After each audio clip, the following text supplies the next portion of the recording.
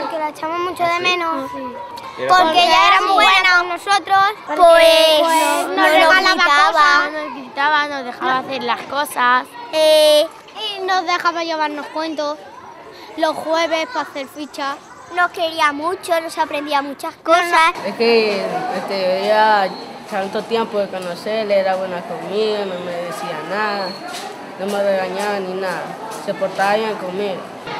Nos enseñaba las cosas, cómo hacerlas, nos explicaba bien. Con ella empecé a aprender el segundo a escribir, a leer. Porque ella también y ya cuando pasé el tercero empecé a hacer tablas. Ella nos enseñó mucho a escribir y a leer, porque nosotros no sabíamos leer y nos enseñó ella. Con ella estábamos en primero y en segundo. Y yo cuando nos daba inglés y cuando nosotros nos portábamos bien, ella no nos hacía nada, nos castigaba. Ella cuando estábamos enfadados o algo, nos decía cosas bonitas y nos quitaba. Cuando nosotras llorábamos, ella nos consolaba siempre.